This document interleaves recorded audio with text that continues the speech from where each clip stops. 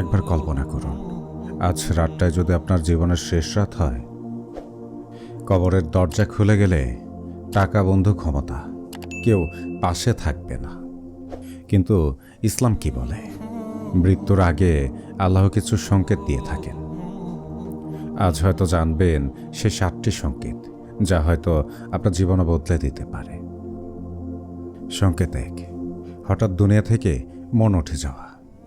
অনেক মানুষ মৃত্যুর আগে হঠাৎ অনুভব করে দুনিয়ার আনন্দ আর আগের মতো ভালো লাগছে না। গান, আড্ডা, অহংকার সব ফাঁকা মনে হয়, কারণ আল্লাহ তার বান্দাকে আখিরাতের দিকে ফিরিয়ে দেন। সংকেত 2, পুরানো গুনাহগুলো মনে পড়ে।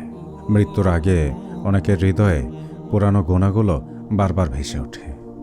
যে কষ্ট দিয়েছি, হারাম করেছি, নামাজ ছেড়েছি, সব কিছু মনে পড়ে যায়।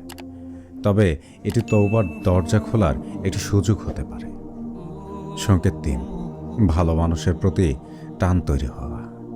হঠাৎ করে মানুষ আলেম, ইসলামিক কথা বা কোরআন, মসজিদের উপর ঝুঁকে পড়ে, কারণ হৃদয় বুঝতে শুরু করে ফিরে যাওয়ার সময় খুব কাছে।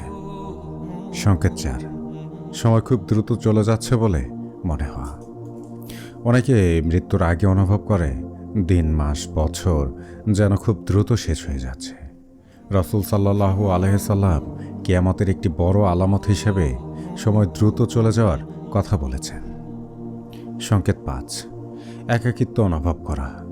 মানুষে ভরা ঘরেও হঠাৎ নিজেকে একা লাগে, কারণ আত্মা বুঝতে শুরু করে একদিন একাই কবরে অন্ধকারে যেতে হবে। সংকেত 6, বেশি বেশি ক্ষমা চাইতে ইচ্ছে করে। হঠাৎ করে মানুষের মনে হয়, আল্লাহ আমাকে মাফ করুন। এমনকি অনেক কঠিন হৃদয়ে মানুষরাও কান্না করে ফেলে, কারণ অন্তর সত্য বুঝতে শুরু করে। সংকেত 7, নেক আমলের প্রতি ভয়ঙ্কর আফসোস।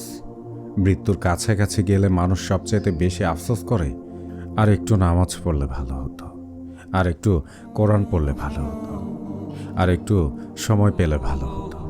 কিন্তু তখন প্রায় সময় শেষ।